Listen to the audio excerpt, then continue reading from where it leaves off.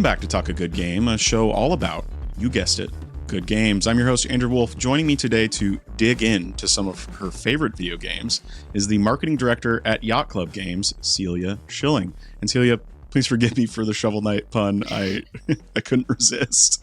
You know, I smiled. It's fine. It was great. Yeah. I'm used to it. But yeah, thanks for having me, dude. I was excited. I'm very excited. Yeah. So you've been at Yacht Club for like 5 years now. Is that right? Yeah, that's correct. I actually had my, offer anniversary yesterday. So it was my second interview at Yacht Club Games 5 years ago. And they were like, hey, do you want a job? And I was like, yes, please. Absolutely. Yeah. That's so exciting. How many games have you launched while at Yacht Club? You know, that's a good question, hon. Okay, so we did Cyber Shadow, Shovel Knight Pocket Dungeon and all their billion DLCs, Shovel Knight Dig, and it feels like there's more. But I think actually it's just 3 for right now. Hopefully more in the future, though. Yeah. Very excited for Mina the Hollower, and I know we'll dive into that a little bit later. But it's been great. I know a lot of people really love the Shovel Knight series. And did you just wrap up the Shovel Knight concert? Is that done, or is there one more? There is one more, actually. So we just wrapped up the New York showing of it. It was fantastic. The music was incredible. I knew what it was going to sound like, and I still was like out of my seat, like, oh my gosh. It was a phenomenal show. And if people are local to LA or want to make the trip down, I highly recommend it.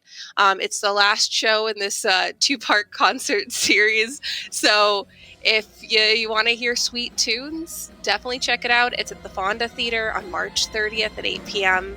It's going to be a show to remember. That's awesome. Maybe I can cut in some clip of the music or something here, and people can get a quick listen. I don't know if there's any recordings or anything online of the New York one. But there isn't in entirety, just because we're expecting the show rules and like how the concert hall is. But we did say for the last segment that if you wanted to film, go for it. Why not? It's awesome. At the end of the show. What are they going to do? Stop us? Yeah. But so there's a few clips out there. It is so cool. Yeah, I wish I wasn't in Seattle. I wish I was in LA or New York or something, so I could have gone. But it's very exciting. I'm pumped because I love the music in Shovel Knight, and I know a lot of people do, so it's super exciting. Do you want to dive into some good games? We were looking at your list before we started recording, and there's a lot of really good looking games coming up, but also a lot of good games that have already released. But first, I'd love to talk about your favorite game of all time. Maybe just like a quick why, and then we can dive into the rest. Banjo-Kazooie, enough said. Okay, Banjo-Kazooie. No. So for Banjo-Kazooie... Mic drop. Mic drop, bam! Yeah. I know that we're not recording video, but I do have my mini Shovel Knight / Banjo-Kazooie shrine behind me. It's incredible. I don't know, Banjo-Kazooie just in general, I'll keep this short, but it was the game that made me love gaming. And I'm very thankful for that, because I remember playing that as a kid and looking at it and being like, I think this is going to be my thing, which just sent me down the trajectory of playing and marketing games for the rest of my life. Yeah. Do you feel like, have you played it recently? Do you feel like it's aged well? It is aged phenomenally. I feel like you're ready to fight me if I I'm like looking at you and I'm like, if there's any doubt in your voice, I will get you. No, I go back every couple years and I replay the game just to appreciate the level design. It was so well done. I feel like the mechanics for the Nintendo 64 haven't aged as well. Obviously, time goes on. It was the first time the going with the joystick, but they did a good job. It's a little slippery, and there's a few bullshit levels like Rusty Bucket Bay. If you know. But besides that, fantastic game. Love the music. It's a great time. Who owns the rights for it? Does Microsoft own the rights for Banjo-Kazooie? Yes. Like in whole now? Yes, they do. And they could license it out at any time. And I bet it would be a really cool game as long as they don't do nuts and bolts again. Yeah. Yeah, maybe Yacht Club. Maybe they can license it out to Yacht Club. We're tired, okay? Maybe not us. If I didn't work for Yacht Club, I'd be like, yes, let's do it. Absolutely. But like, we're so busy. You've got enough going on. Yeah. So not today, but maybe in the future. Yeah. So I love the mic drop. And so you go back and play it every couple of years. So you don't think that, I feel like a lot of times, like my favorite game of all time or people's favorite games of all time can sometimes be nostalgia driven. And maybe that helps like look past some of the N64 issues of like the funky joystick or whatever. But you don't feel like it's nostalgia driven, it being your favorite game? How dare you ask me that question? No, it's great because the level design in the world is just really genius. It teaches, like for the level hazards, it teaches by doing. The focal point in the level, always there'll be like little sections that are cornered off, but there's always a focal point in the level. So if you turn around, you know exactly where you are. There's so many nuances to the game of how they designed it that are fantastic. And it's incredible the way that they did with their, with the memory and their like the technology limits of the time. They had a lot of fun with it. And like the humor is on point. The music is iconic and fun, and everything is just so enjoyable, and they really encourage discoverability, especially when exploring the 3D space, which was so new back then. Sorry, I'm just going to start gushing. I never said that it was going to be short. Oops. Yeah, no, I feel like if people weren't alive, which is not like out of the question given that it's 2025 now, but if you weren't alive and like playing games, old enough to play games at the time, it's really difficult to explain just how groundbreaking like a 3D game like that was. And I think that it's really hard to appreciate it unless you were there. And I hate saying that because you can go back and play it and you'll still enjoy it, but I don't know, a little bit like you had to be there because it was totally groundbreaking for its time. Did you play and enjoy the sequels like Nuts and Bolts, and I don't know what else there was? So there's Banjo-Tooie, the only sequel I acknowledge. Thank you very much. No, I'm kidding. There's also Banjo Pilots. There's also a Game Boy, another one. There are, I think it was called Grunty's Revenge. It was on the Game Boy Advance as well. So there are a few other Banjo games, but it didn't get the same amount of love that Banjo-Kazooie did. Tooie is literally just a bigger Banjo-Kazooie with the collectathon and the new characters and the fun. Tooie, certain characters do not age as well as other ones, but there's joy there. They also added Metrovania aspects to it, where you'd go back to different levels, and it was all convoluted, and it kind of had the Donkey Kong 64 problem that Banjo-Kazooie did not have, since it was so complete. Like once you did everything besides like a minor like hub level Jiggy that you had to collect, everything once you were there, you were done, and it was complete, and it felt refreshing.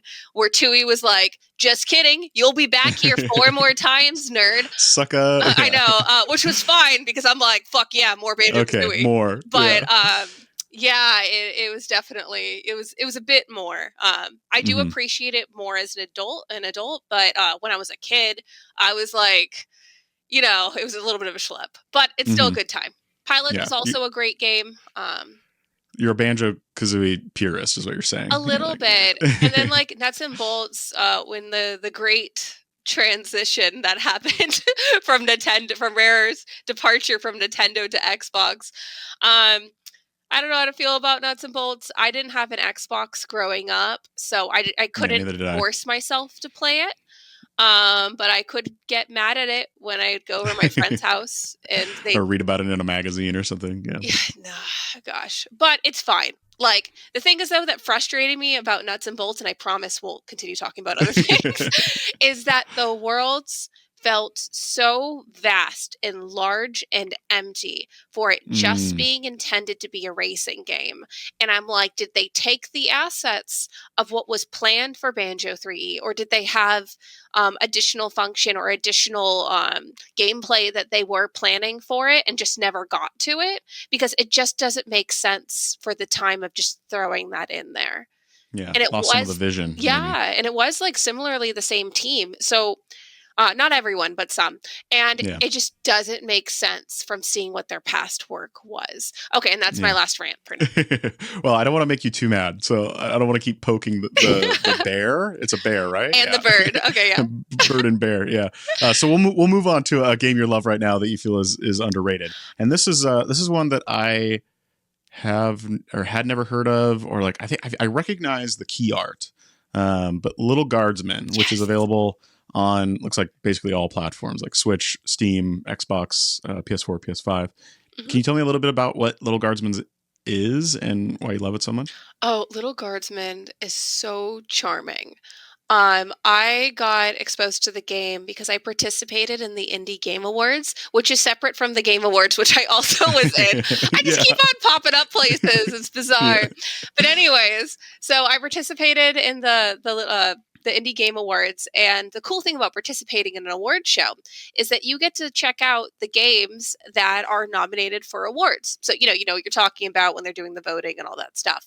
And it was really cool because I got to binge play a bunch of games, and one of them was Lil Guardsman, and like I thought the art was cute.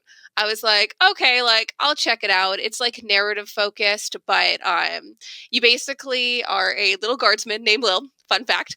And you're guarding a gate, and you basically have to use context clues of whoever's approaching the gate to like investigate whether you should let them in or not, if their stories match, if like it goes with the rules, and it gets unhinged immediately. Like I was like, oh, this is cute. And then there's this one character that I don't want to spoil for anyone that's playing, but I was in stitches laughing. I just couldn't keep it together as I was trying to figure out if I should let them in or not, because they were batshit crazy. Am I allowed to curse? I'm so sorry. Absolutely. Curse all day. Excellent. I do it like a sailor. Okay. But anyways, and so I looked at this and I was like, I'm going to try to 100% complete this. So, get 5 stars or whatever, 4 stars, every single time. And it was really, really fun. And it was one of those games that you play to completion and you feel really sad once it's over. And so I highly encourage people checking it out. I highly encourage people checking out indies in general. There's so many gems out there. And this one in particular is such a fun time. So check it out. It's great. Super Rare Games actually released a physical. So if you're not into the whole digital thing, there's a physical version for Switch that you could delve into as well. I have it. I made my friend borrow it, so she had to play. Love that. It's all about physicals, because I'm like, I have a game that I want you to play, and you don't have a choice because I'm handing it to you.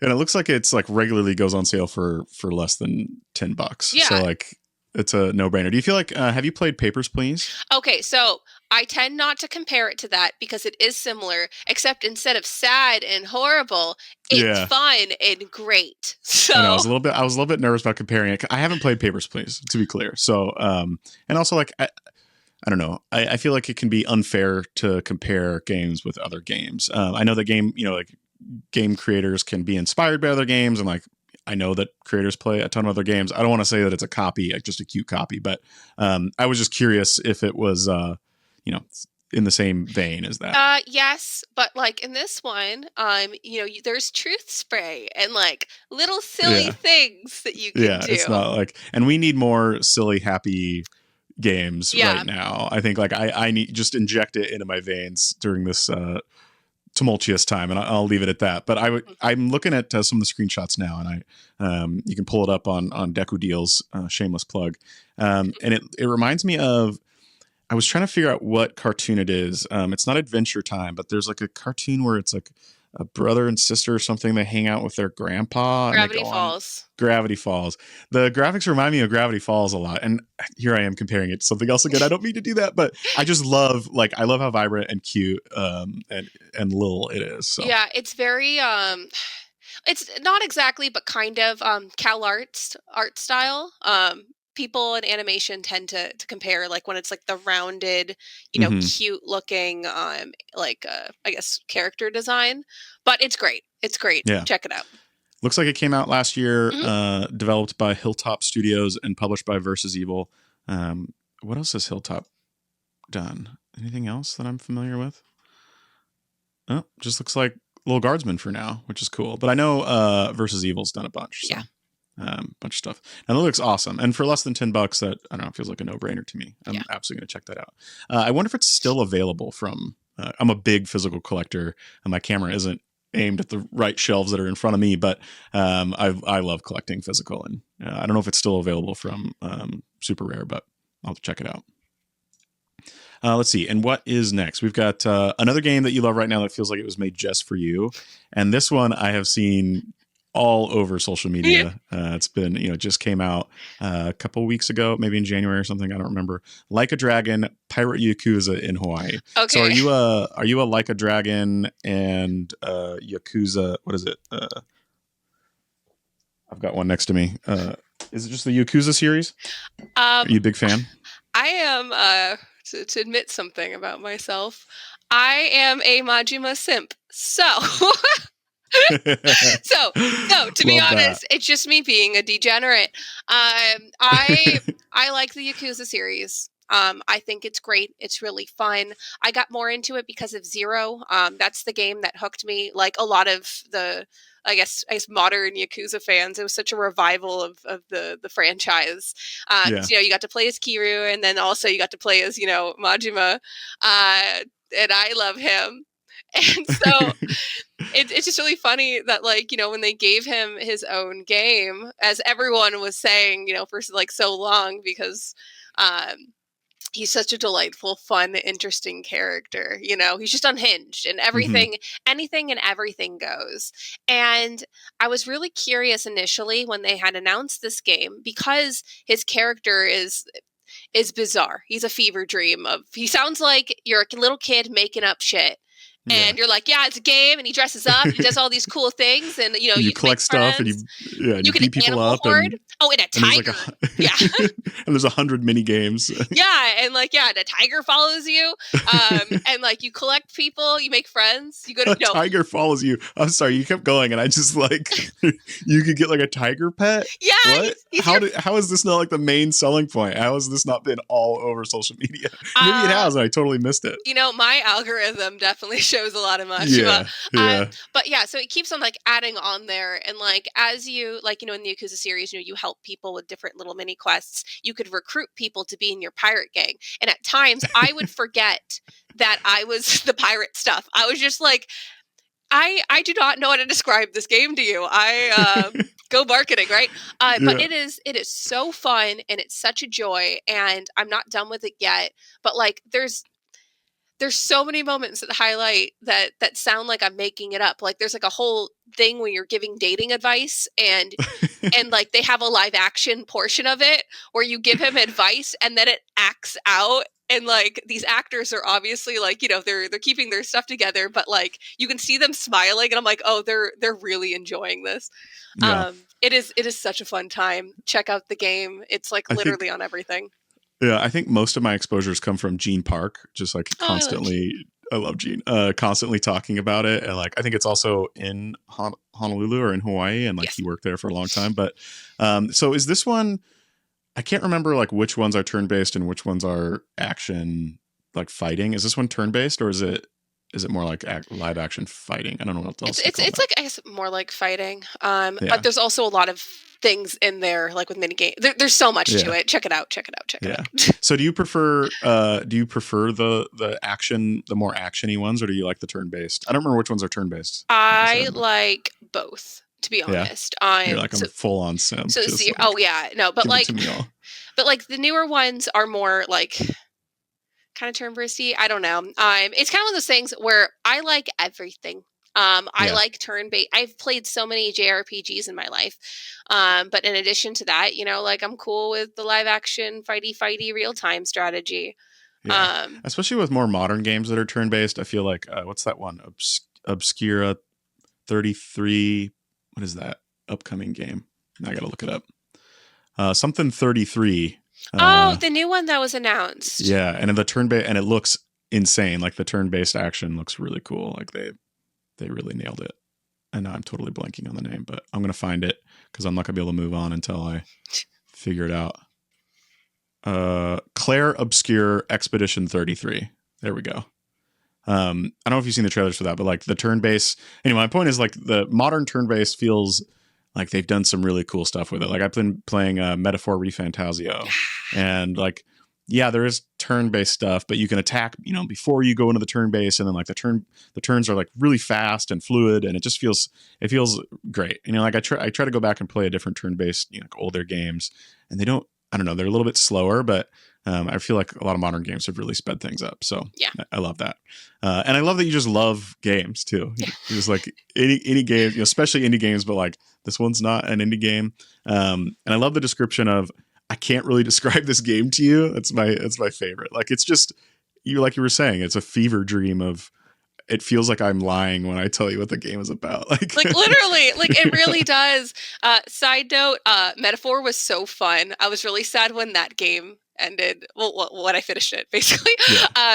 Yeah. Wait, how far are you, like percentage wise? I'm literally I'm like haven't even passed the demo. Never portion. mind. Okay, I won't make jokes then. Okay. Yeah, I do know. Like knowing Atlas, though, I'm sure they're going to release like another version with. It's not going to be DLC, but it's going to be like extended content or something. And oh yeah, definitely. I'm sure they're going to release something on Switch too. Like that's just a very Atlas thing to do. So yeah, I actually picked up the Xbox version because it's like $30 right now on Woot, and it was like, even if they do release another version on Switch 2, like, I don't know, $30 for what I think is a masterpiece. Even like so far, I'm like, 5 hours in or whatever. I don't know. It feels like a total steal. So it's hard for me to pass up. And I'm weak. I love physical games and just collecting things and having toys. So yeah, Like a Dragon, Pirate Yakuza in Hawaii. So pirate ships, pirates, man. Now I'm feeling like I'm gonna have to pick it up.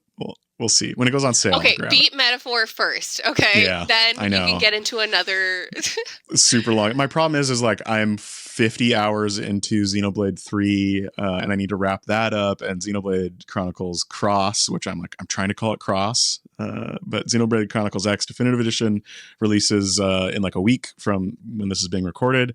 There's so many really good, really long games, and I need more time. If you're anything like me, like I don't know, I'm on like video game industry adjacent, but like being in or near the video game industry, it's like I feel like I talk about games and I post about games way more than I'm able to play games. Like I just don't have enough time.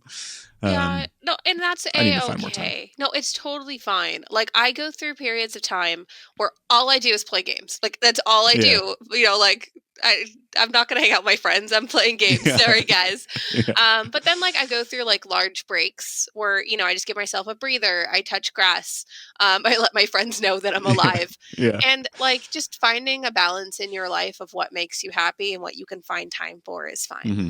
Yeah, and we should normalize that. I think people, and it took me a long time to not feel like my backlog was intimidating for so long, and I feel like I'm finally to the point where I'm like, it's okay to have a backlog. Yeah. Like, and it's okay to jump into a game for 20 minutes, and even if you're enjoying it, like you don't have to beat it, you don't have to play the whole thing. And I don't know, I'm not a big like achievement chaser or anything, but I know that people find enjoyment out of that, and that's great if you want to like 100% games. But for me, I'm definitely like jump into a game here and there, and fortunately I'm able to like play 6 or 10 different games at the same time and not like totally forget what I'm doing. So yeah, no, 100%. And I think that like mentality is very tied to the lack of games we had when we were kids, because you would get like one game and that was like for like a good 6 to 8 months, maybe a year, and you had to make it last. So what are you gonna do? Beat everything? Replay it multiple times. 6 times. There wasn't nearly as many games releasing, of course, but there was also like I didn't have any money. My family wasn't going to buy me a bunch of games. I didn't have any money, so my favorite game of all time is Deus Ex, the original Deus Ex, and I replayed that so many times, and it's a great game to replay. It's got like so many different ways you can beat it. But we should absolutely normalize that, and then we should also normalize like I like games that have different lengths. But I was looking at Lil Guardsman, and it looks like it's like an 8-hour, 10-hour game. Love that. Big fan of like 10-hour or less games. I'm absolutely gonna eat that up. So let's see. Let's jump into the one game you're most looking forward to that isn't available right now, and then there's like a list of like 5 games under it, which I'm so happy about. I feel like we've kind of sped through the last handful of games just because there's such a big list of games you want to talk about. Yes. And Celia, I'm so happy that you've got this big ass list of indie games. But first, I would love to talk about Mina the Hollower, and I think you're the most perfect person to talk to about that game. Can you give us the marketing pitch, and then give us the less marketing, this is why you love it from your soul kind of pitch? I'd love that. Yeah. Where do I begin? I have to like shift into marketing mode. Hi, thanks for chatting. Okay. So like full transparency, Mina is still deep in development. So I don't have a release window for you yet, but I can talk about the game.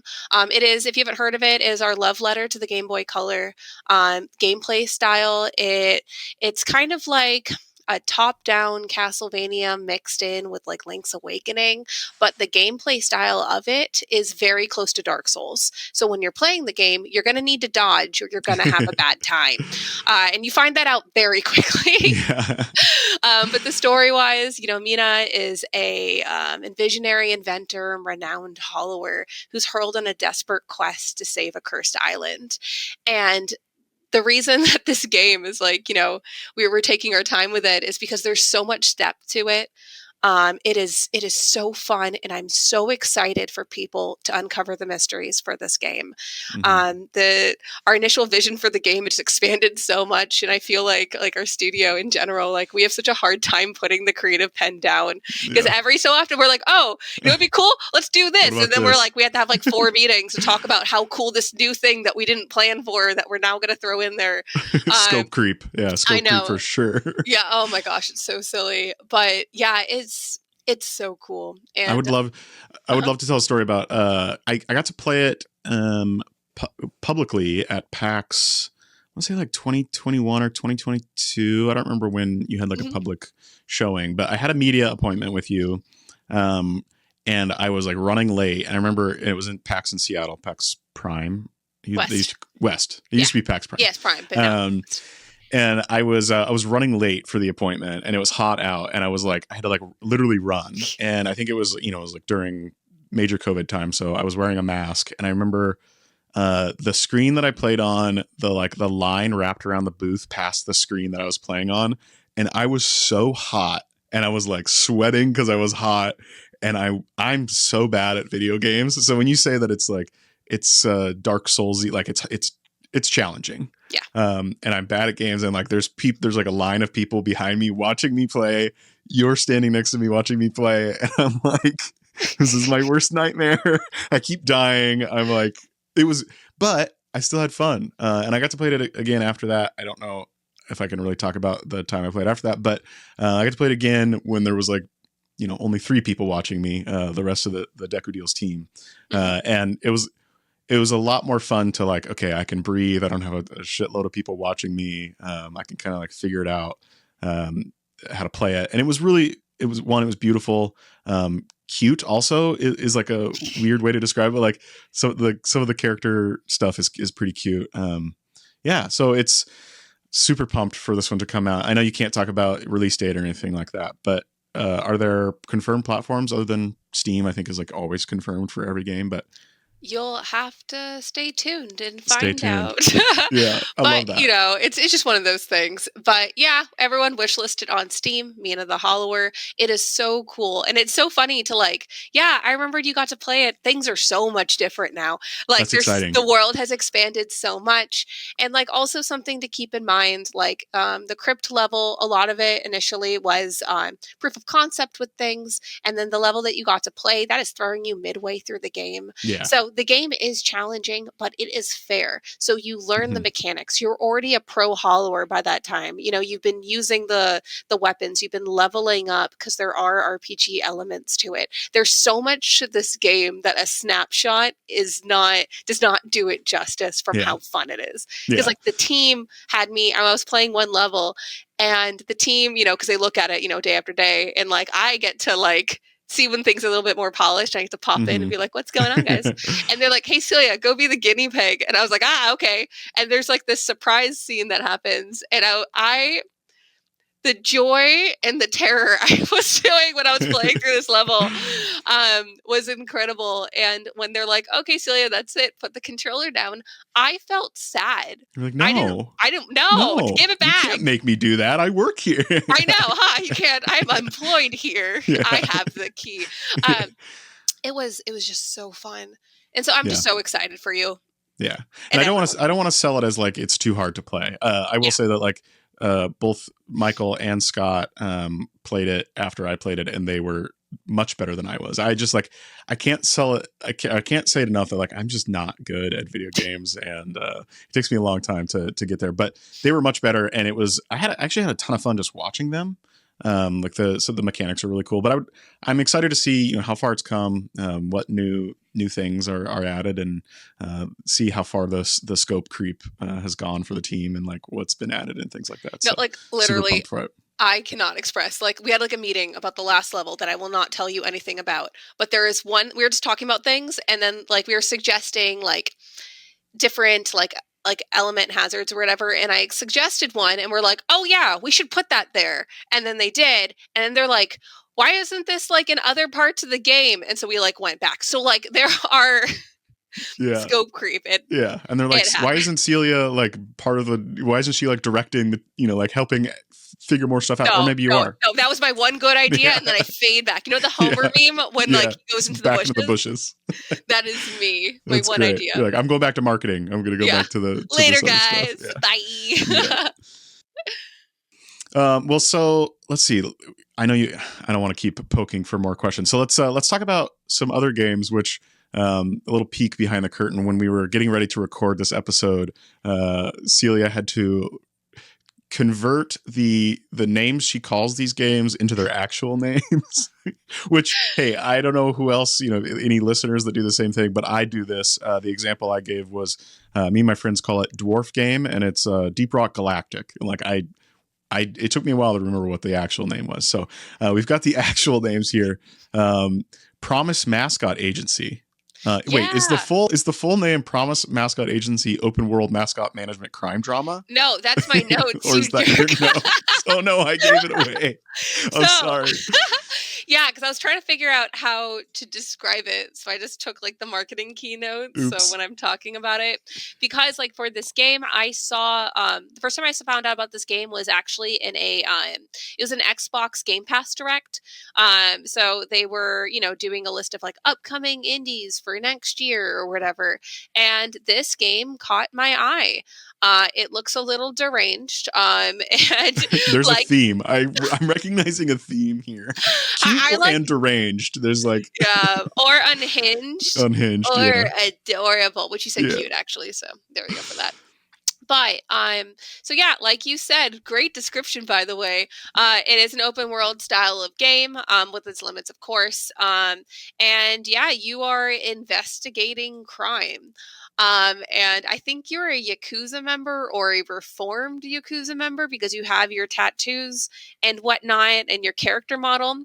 I do not know too much about this game, and I'm kind of keeping it that way for this one because I want to have the genuine surprise of who I encounter.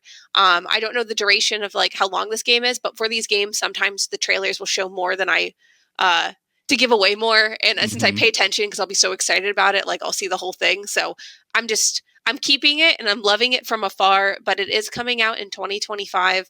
I know it is coming out for Xbox, but I would assume it releases on more platforms like Steam and Nintendo Switch and PlayStation. It looks like at least there's pages for Xbox, Steam, and PlayStation. And it looks like it has a release date. Maybe that's not accurate, but there's a release date April 10th. Oh Steam, my gosh. So. Yay. Okay. So I look and there's a demo. Okay, I'll play it. Yeah. Fine. I guess I'll, play. No, it looks great. I love that. I'm just looking at some screenshots. It looks like you drive around. I don't know if you're down in LA, right? Yes. I don't know if this is a big thing in LA, but it's a big thing in Seattle. Like you drive around one of those Japanese like mini trucks where the wheels are like 13 inches. They're like tiny little wheels with a tiny little bed. And it looks like you drive around one of those trucks through like rural Japan. And I see some like cards or something for combat. I don't know. I don't want to tell you too much, but it looks cool. And I absolutely agree with you. Like with the trailer thing, especially with movies nowadays, I feel like especially if it's like a straight to Netflix movie, I'll watch the Netflix trailer and I'm like, great, I don't need to watch the movie now. Like they literally give the plot away and they give like the ending away if you're paying attention. So I'm a big fan of like very mysterious trailers or just like show me some gameplay, but don't give away too much. So this one's cool. And I love that I was reading your description there, open world mascot management crime drama. And when I thought that was the full title, I was like, man, that sounds like one of those AI trash games that are like flooding all the eShops because they just try to they put like every keyword in the title to like try to get people to find it during search. But I love that it's just Promise Mascot Agency. That's a sweet name. So Promise Mascot Agency, April 10th. Looks like it's probably all platforms. There's not a Switch listing yet, but everybody wants to bring their games to Switch. 150 million units sold is crazy. So, speaking of that, this is a little bit of a rant, but I was talking to my fiance and her friend yesterday about I don't know, what does it mean when a game sells really well? And I been playing, like I was saying earlier, Metaphor ReFantazio, and they announced that they sold like 1 million copies in the first 3 days or something like that. Yeah. Which is great, which is really good. Like selling 1 million copies is insane. Split Fiction just announced that they sold 2 million copies in a week. Like that's crazy. That's nuts. Yeah. But then I'm like, to somebody that doesn't know much about video games, they're like, well, is that a lot? I'm like, yeah, that it's amazing. That's great. But then you look at things like Mario Kart 8 Deluxe that's sold 60 million units. Like it's absolutely nuts. Or like the Zelda games that have sold 30 million units. And okay. You cannot compare a first party title. Like it's like in tiers with things, Yeah. And it's also looking at like the marketing budget, the whole budget for the game in inclusion with the marketing budget, and then comparing that to the profit. That's like very bare bones of was this game a success? Yeah. And when you look at that, their absolute success, they did great. Yeah. It is fantastic, and it was profitable. Totally. But you can't compare a pack-in game for something that's been around. That was my point. Is like you I don't know. I just kind of dismiss the Nintendo stuff because it's like a game that sells 1 million copies is super successful. Probably super successful, but like you kind of have to count like Nintendo's first party stuff as outliers, and like because I think. Like my fiance was saying, well, like, is 30 million? Is that how many you have to sell to be successful? I'm like, no. Just it doesn't even need to sell 1 million in a lot of cases to be successful. So, and I think especially for indie games, that's just getting as many people to play your game as possible is the goal. So, and I know right now like discovery is a big issue, and I know the Team Deku is like we think about game discovery a lot. We're always like.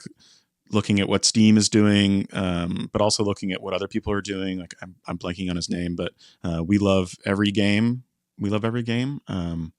It's a great site. Like just looking into like how people are helping video game discovery, because clearly like you've got a big list, and my rant is almost over, but you got a big list of awesome indie games, and they're just so hard to find. So, and that's a big part of, I don't know, I'm pitching this podcast in the middle of the episode, but it's a big part of why I wanted to start a podcast to talk about cool video games with people, especially people that are in the industry that are like, look, there's a shitload of awesome games, and they're so hard to find. And I hope that people look at Promise Mascot Agency and this next game, Usual June.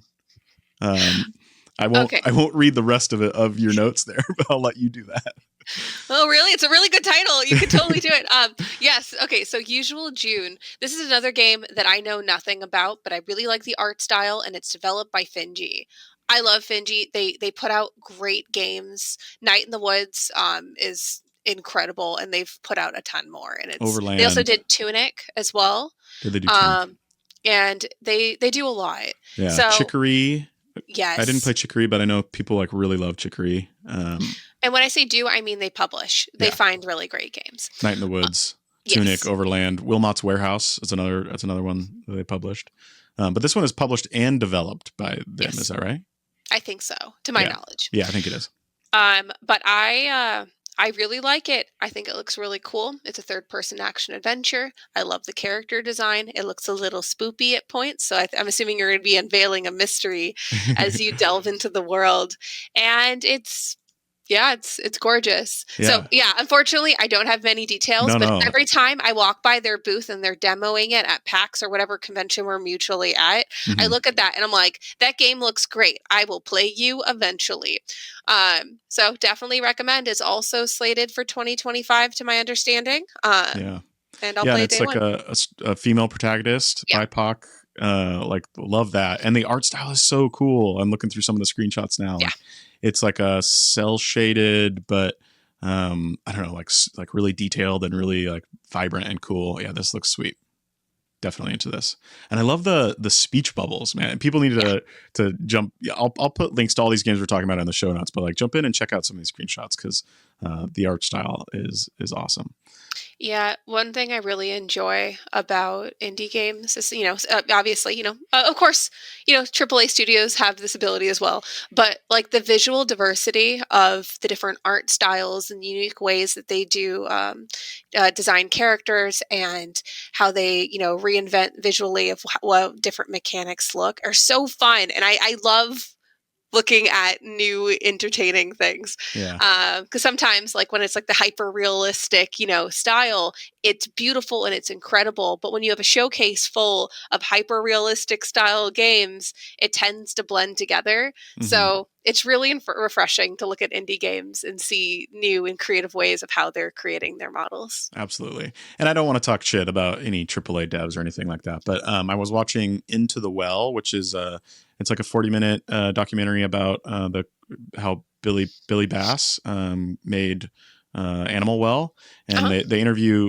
Donkey, and he was talking about how like he watched the big E3 presentation or whatever, and he was like, man, a lot of these games look really similar. And then he saw Animal Well, and he was like, wow, like that looks awesome. It just looks different. It's got its own vibe, and it's hard to say like, oh, it's cell shaded or whatever, and like it doesn't. I don't think it does it justice. And I think I love looking at indie games. I just love looking at all these games. So me too. And not to hate on the hyper realistic, I play them too. Yes. I play them all the time.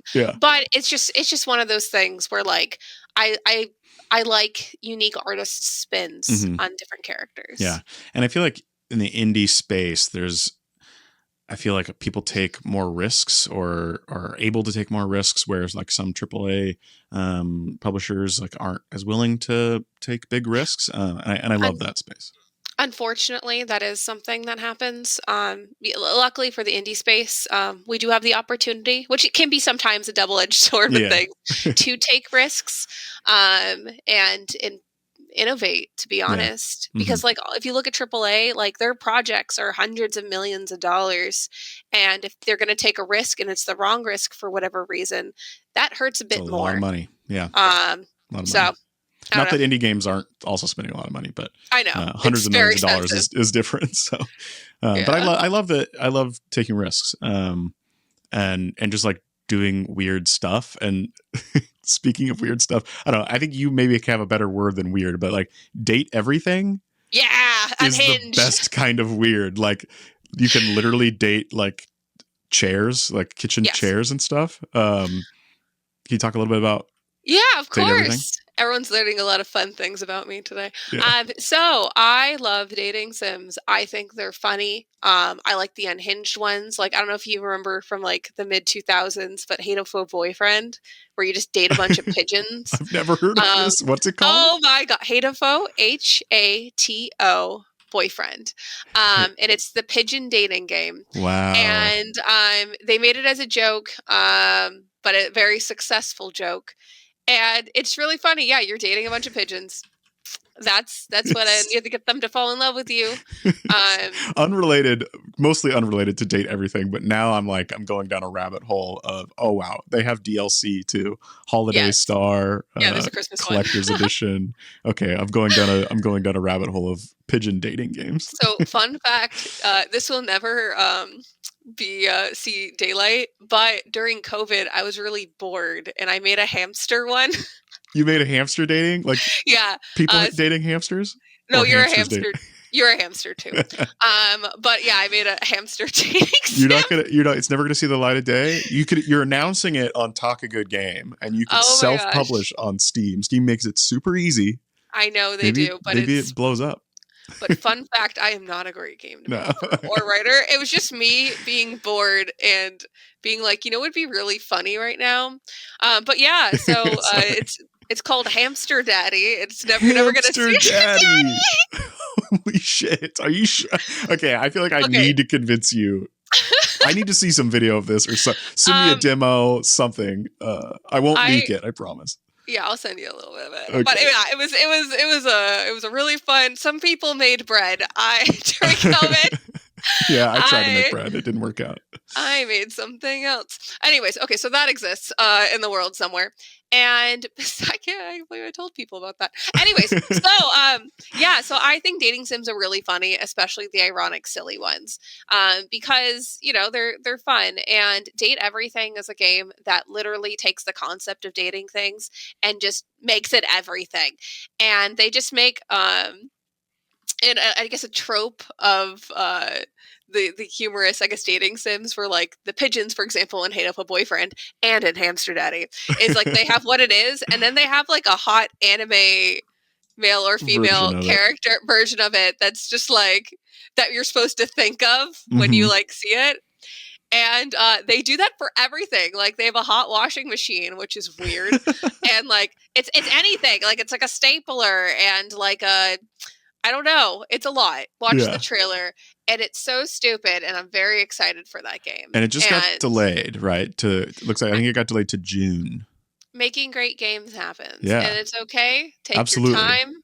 I'll date everything eventually. When it comes out, yeah. Yeah. And it looks like all platforms. Yes, all platforms. Which is it seems like exciting. A very good like streamer game. Yes. Because like I figure like you can have your audience be like, is it the stapler? Or maybe it could be the shampoo bottle. What should we date today? I don't know. It's just it's so silly. I love games that do that. Yeah. Date Everything. Developed by Sassy Chap Games too, which is a solid name. Solid name for a development studio, and published by Team 17, which I think they just changed their name, right? I mean, it's still Team 17. Yeah, they changed their name recently. I do not remember what. Maybe it's because there's more than 17 people that work at the company now. Yeah. We have no idea. I actually didn't read why they did that. I just made that up. Please do not. Sorry, Team 17. They're my friends. But congrats to them on such a cool game. Team 17 in general as a publisher, like they find a lot of really fun games. One of the studios that they publish for is Platonic Games. And fun fact, they made Yooka-Laylee, which is the spiritual successor to Banjo-Kazooie. Yes. So I really enjoyed that. They have Yooka, the remaster is like Yooka-Replaylee. Yeah, I love it. And I think that's really cool. Fun fact. So when we were doing the Kickstarter for Mina the Hollower, our last event was a 24-hour stream where I found 26 different guests from like our history, of Yacht Club games to like come and support and do things. It was really fun. That's awesome. And one of the people was Gavin, who's like one of the owners of Platonic Games, and like it's like 4 a.m. It's great timing for him because UK time is like a normal time, but like it's 4 a.m. in the morning for me. And you're delirious at this point. Oh, I'm weird. Okay, after a certain point, and like keep in mind, like I was like planning this event, and it was like a nonstop sprint for me for different events and planning for this, and it was crazy. Not just me; it was other teammates as well doing this. But I was a little weird. And I remember it was like 4 a.m. and I'm like, Gavin, I have a bunch of questions about Banjo-Kazooie for you, because he had worked on the original game. And it was really cool talking to like one of my heroes. That's so awesome. Anyways. I'm gonna have to hit you up and get some help, like pulling in some more guests. I've recorded with a few really cool people, but I'm looking forward to recording with more, and I don't know, I'll have to hit you up, help me get some more guests on here. So happy to make some introductions. There's a lot of really cool folks There's out there. so many cool people to talk to, and I just love talking about cool games, clearly. Yeah. But I haven't played Yooka-Laylee. I think I'm going to wait to play Yooka-Replaylee, but I love Yooka-Laylee and the Impossible Lair. Like I really enjoyed playing through that one. It was a ton of fun. Yeah, no, it's great. I was one of those people that followed the Kickstarter for the original Yooka-Laylee. Didn't join because I didn't know about Kickstarter yet, and I found out it existed after. That's what taught me, and I was so pissed. But I did have a literal physical countdown until the game released, and like that's so cool. Pre-ordered that and like had it already. Yeah, 100%ed that game, by the way. Yeah, I mean, clearly you're a big Bear and Bird and Bear fan. So like, of course, you're gonna love this. But Team 17's also published, like you were saying, like a ton of really cool stuff. Yeah. Going Under, like Overcooked. I'm just like looking at a big list. Man, there's a huge list. Dredge, Moving Out. Like, man, they publish a lot of badass stuff. They have a really good eye for publishing, and I really admire that about them. That's cool. That's awesome. I love when publishers just publish a bunch of really cool games. Let's see. More detective games, Duck Detective, The Ghost of Glamping. Is this the first Duck Detective, or this is the second Duck Detective? Okay, so Duck Detective is a game that I found out about. I think it wasn't PAX. I'm thinking Born and Bred. So Duck Detective, I found out because of an indie world for that one, and I immediately followed them on Twitter. And they probably think I'm crazy because I tweet at them all the time, and I love them. And I think they're really cool. And I think the game is really charming. The humor is really fun. It has that Paper Mario aesthetic, but it's a detective game. The first one, it's very short. It is literally an hour and a half long. So love it. Very, very short, bite-sized game. A lot of joy though while playing. And so the first one is the Duck Detective and the Secret Salami. So that one is already out on Nintendo Switch, Steam, probably other places. And they announced recently that they were doing a sequel, which is The Ghost of Glamping. The demo is currently available, I think, on Steam and Nintendo Switch, and it is so fun. I'm marketing their game. Yeah, I love their game. Them. Yeah, you're a Duck Detective simp too. Literally, if they have no fans, I am dead. That's my thing. I love that game. I own the physical for this game as well, also published by Super Rare. I'm friends with George, so nice. I like these games. Yeah. I actually am the one that introduced George to oh my gosh, the Super Rare of this. You were like, I need a physical version. Oh, no, not even that. No? I'm just derp, derp, derp. You want to hear about Duck Detective? Yeah. And he's like, okay, Celia. Yeah, I love ducks and hamsters. Literally. Oh my God, he should publish Hamster Daddy. No, he wouldn't. He would block me for that. Yeah. But it's really funny because, we were in a meeting to talk about Cyber Shadow, which also released with Super Rare Games. Yes. Fun fact, recently on Nintendo Switch and PS5. I think almost sold out, actually. It's almost gone. Yeah. But anyways, so we were at a meeting to talk about that. And I was like, I need to tell you all about Duck Detective. I love short games. I love short games. And speaking of good, short, cute games, have you played A Short Hike? Which yes. I swear I didn't just look up Super Rare Games published physicals, but they also published a physical for A Short Hike. I love A Short Hike. And it's a 2-hour game, and it's super cute. I use run around and hike and fly around. Super cute. But Duck Detective, the Secret Salami. Yeah. It's been on my list. It's on my wish list to go on sale. Looks like it's $10 on Switch, Xbox, and Steam. Surprised not on PlayStation, and it looks like it regularly goes on sale for $8. But I mean, $10 is not bad. So yeah, no, it's great. It's the length of a movie, except you're paying half, and it's enjoyable. I was really sad when that was over. I was like, I need another fix. I also had a countdown for Duck Detective, by the way. But yeah, so I really enjoyed that game. It's really cool. Another game, because I'm going to keep on. I love indie games, and there's so many. But the last one I'm going to mention before I bring up games that didn't make the cut, which will be special honors, I guess. Anyways, TOEM 2. So when...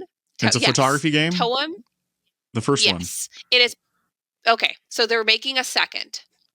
And I found out about this as I was Googling the real names of things, because I call things by their, as we touched on before. I make up names for things, and I'm like, that's the game I'm talking about.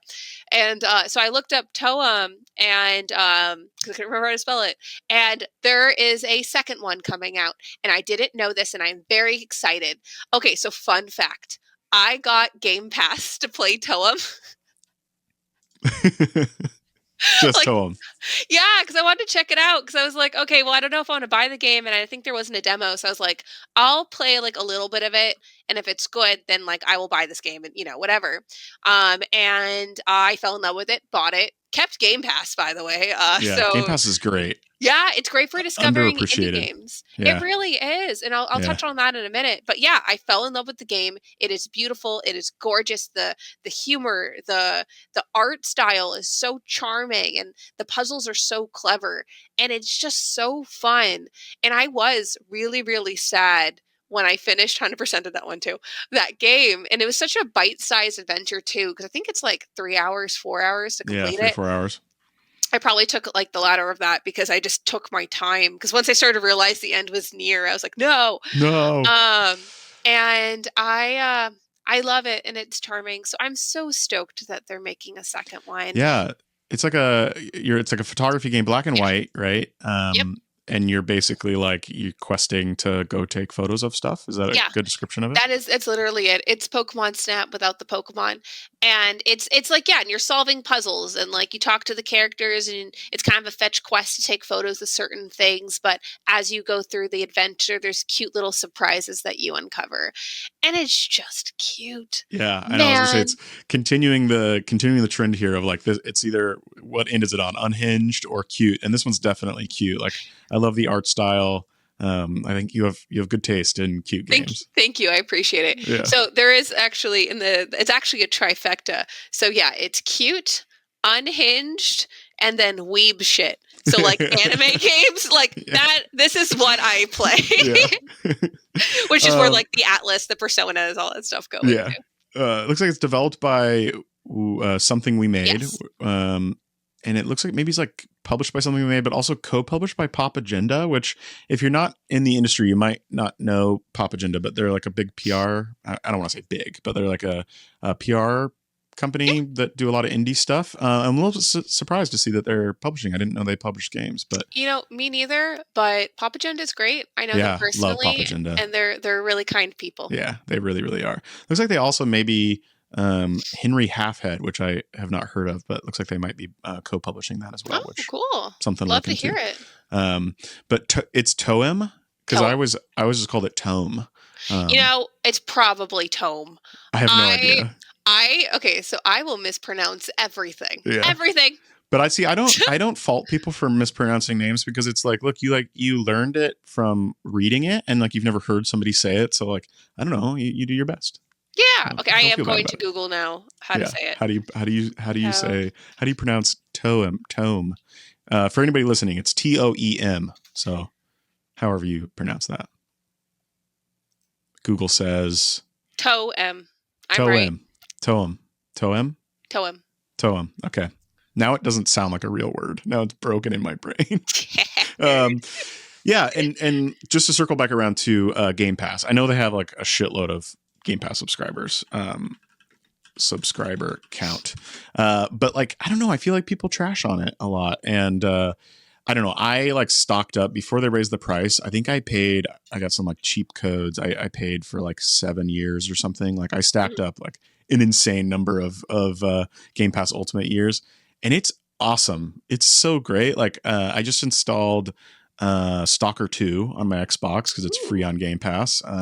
I've been playing Avowed because it's free on Game Pass. Like it is so great. And it's also those aren't indie games. Well, maybe Stalker is considered an indie game because it's an independent studio. Anyway, I think like you were saying, it's a great way to like test out indie games and like figure out if you like them. And for me, I do a lot of like, I play it on Game Pass, and if I like it, I buy it physical. Yeah. And it's sort of my like extended demo, or like I just want to have the game on my shelf, or I want to support the studio or the publisher or whatever. I think it gets, I don't know, I feel like it gets quite a bit of hate despite having 34 million subscribers as a year ago, February 2024. That's nuts. I don't know. It's probably like the Xbox tax or something. Like you got to hate on Xbox to also be excited about Xbox things. So I'm trying to find it, but this random person that listened to a podcast that I was on DM'd me for suggestions about indie games on Game Pass, and I wrote him an essay, and I'm trying to find it so I could like fire out like a bunch of games that I played on there. But there are so many games that might have not gotten the same amount of attention if they weren't on Game Pass. Like one of them I could think of is The Big Con. That game is so funny, and I found out about it because of Game Pass. And I played TOEM. I actually played Chicory on Game Pass. I ended up buying like all these games afterwards because I was just so excited about it. Let's see. I can search TOEM and find it. Yeah, but like there are... Found it! Okay, so I got to play Return to Monkey Island on that, and that was so fun. Spirittea is incredible. Spirit of the North, also incredible, not to be mistaken, but they are different games, but they are both really, really great. Mineko's Night Market, that's the type of game that it is very cute, but I was like, I don't know if I would like that. And then I played it and it got demonic very quickly, and I love that shit. So that was really cool. I got to play Unpacking. If we're running out of time, let me know. No, we're not. No, we got plenty of time. Unpacking is published by Humble Games, and that game is such a freaking joy. We're literally, it's a sorting game, so you Very unpack calm stuff. And the thing is, though, is you learn about the characters from unpacking their shit, and I think that's really, really cool because you learn their life story. And I really hope that they make a second one. There's also A Little to the Left, which is a really fun sorting game, making everything finite and great, which is awesome. That's the one I was looking at buying the physical. That's the one that has cats. It has cats on the cover, I think. Yes, I think. Yeah. I don't know. I'm going to buy it. I'm just throwing one more. I don't know if it counts too much as indie because there is some larger studio backing with this, but as Dusk Falls, incredible. Really enjoyed that game. The art style is very unique, and I kept everyone alive till the end, and now I'm very upset about my choices. I played this recently. And then I guess lastly, I don't know how to pronounce it that well. It's Dordogne. Dordogne. Dordogne. Dordogne, maybe. It's French. That's good enough for me. But that game is a story about a girl. It's beautiful. It's gorgeous. It's like hand painted art. Wow. It's beautiful. Yeah, it's like watercolor or something. It's about a girl reflecting on her time that she spent with her grandmother. And growing up, my parents used to be later nerd and drop me off at my grandmother's house, and I would spend months with her. Over the summer, they would get the break from the kids. Yeah, I grew up with my grandparents, so I totally get the relationship with your grandparents. Yeah. So just seeing that from a little kid's lens, just really hit my heartstrings a bit. Wow. So I just, such an absolute joy. Wow. I'm scrolling through the list. I'm for sure going to download that one as soon as we wrap up here. And since we're calling out games, I guess we're wrapping up here. We're at the end of any games that didn't make the cut you want to mention. Yes, but one that I for sure want to call out that is on Game Pass, if we're just going to keep going on Game Pass, COCOON. And I love COCOON. It's 5 hours long, published by Annapurna, developed by Geometric Interactive. Carl Jepsen, I think I'm saying his name right. He worked on 140, Thoth, a couple of other just fucking awesome games. Inside, Limbo, that sort of thing. COCOON is a mind-bending puzzle game that it's kind of challenging, but when you figure out the puzzles, it is so rewarding. I found myself cackling, yes, I fucking figured it out. Oh my God. I love COCOON. Carrion's on here. There's just so many good games, but also, call back to the beginning of the episode, Banjo-Kazooie, Banjo-Tooie, Banjo-Kazooie Nuts and Bolts. You can play all of them on Game Pass. So shout out to Game Pass. Shout out to Microsoft. What's up? Hit me up, Phil. Let's have a conversation. And then non-Game Pass note, but just throwing that out there because I have to. Game that didn't make the cut, actually in the trifecta, falls in the weeb category. Raincode. Raincode is such a fun game. And this is Master Detective Archives, right? Yeah, I think I like detective games now that I think about it. Yes. But I love that game. It's very Danganronpa, which is the game that they also made. But it has a lot of unique twists to it, but it's very on theme with the humor of this game. Are you familiar with the Danganronpa series? I'm not super familiar, though I did play AI, the Somnium Files, and I played a little bit of Raincode. Did you play Raincode, or did you play the re-release on other consoles? I don't know what it's called. I bought it day one. I was going to buy the physical for it, but it came out 2 weeks later, and I was like, I'm not going to do that. I want it now. Yeah. Oh man, inject it into my veins. I love Raincode so much. I completed that 100%, and I was really sad when it was over, and the humor and the twists. And I realized, okay, there's a twist at the end that I'm not going to spoil. But if you played the Danganronpa games, you had a certain expectation of certain things. And then they were like, how the fuck did you not notice that? And it's like, it messes with you because they knew that they did that because they knew the fans would play the game. They knew. It was so meta of them to do that. And I love that. It was the best. And when we're not recording, I'll tell you. But yeah, it is so good. I was looking through my wish list while you were describing that because I wanted to pull up this name, the 100-line Last Defense Academy. Yes. Are you in on that? Are you getting down on that? Because it's not yet. But it's in my backlog of things that I'm going to play. I follow the creator on Twitter, and so he was talking about it, and there was like minor controversy because like he wasn't able to translate it into other languages. But like developing games is really hard, especially localizing it to the T of what you need to. So I want that game to be successful so he can make more games. And I know it's a change from what his usual development style is like, but I think change is good because video games at the end of the day are an art, and it's a way that we express ourselves. And if he wants to make a certain game like this because he's always found it interesting and captivating, and he can share a story in a new, unique way, go for it. And I think we should support that. Yes, I'm here for it. Yeah. And he's been like super transparent about like, look, and it's Tokyo Games. He's been super transparent. Like I think midway through development, they lost their publisher, and they had to take out like a bunch of loans, and like they're deep in debt. Luckily, Aniplex picked them up and is gonna be their publisher. But it's been cool. He's like been really transparent about like, look, if this is not successful, like the developer is going to go out of business. And you mentioned a little bit of controversy, but he has also said like, if it sells, like we really want to translate it to other languages, and we will if it sells. So I love that transparency. I love the like indie studio that has the ability to be transparent about something like that. I'm really looking forward to this one. I love the art style, and I think the creators did a lot of like Danganronpa, the 999, the notary games. Yeah, incredible. So there's like a lot of impressive, well regarded talent working on this game. So that's another one to watch out for. Yeah. And then also the Steam sale is going on. I think it's the Steam Spring sale is going on just right started. now. Yeah. I think Shovel Knight games are also on sale. Just throwing Look that out there. That. But also Spike Chunsoft has a sale. So a lot of the games that we talked about from like their previous catalog with the Nonary games and the Danganronpa games and all the good stuff, that is on sale right now. I think it's up to 90% off.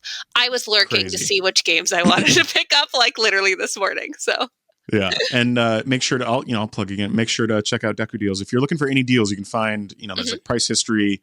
You can create a wish list, build your wish list. We'll send you an email, or we have an app now. You can get a push notification to your phone. I got like the spring sale went live, and I got like a big notification with like 19 of your games on your wish list are on sale. I'm like, my poor wallet. So, bye. Yeah. Well, Celia, thank you so much for joining me. I had so much fun talking about awesome games. I want to give you a minute to plug, anything, where people can find you, where people can find Yacht Club, where people can, like wishlist Mina on Steam.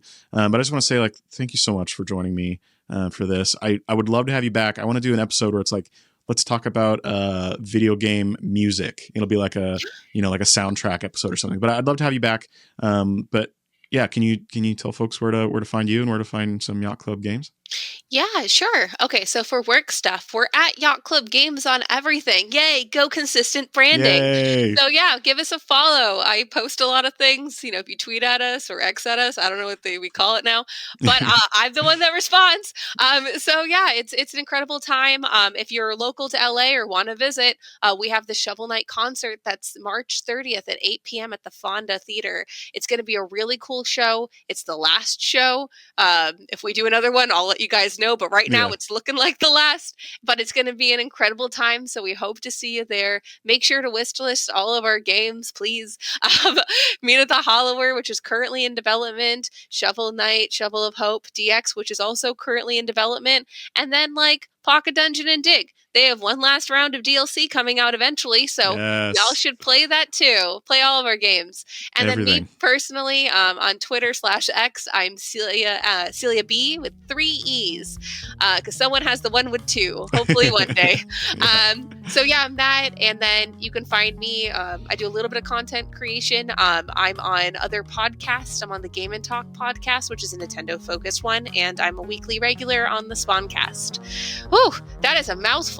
That's a lot.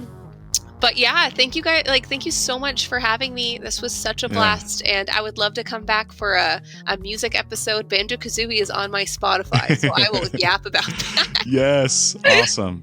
Well, everybody check those out. Wishlist all the Yacht Club games on all the platforms you can. Celia, thanks again for joining me, and we'll talk again soon. Sounds great. Bye-bye. Cheers.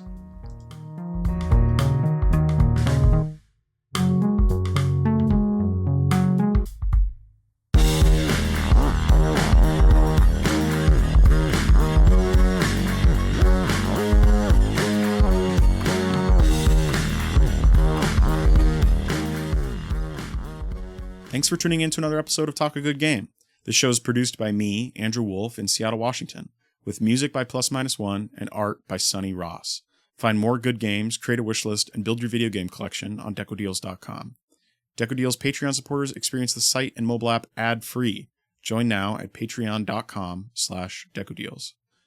The best way to support TAG is by leaving a review, and you can suggest a game to be featured on a future episode by sending an email to tagg@decodeals.com.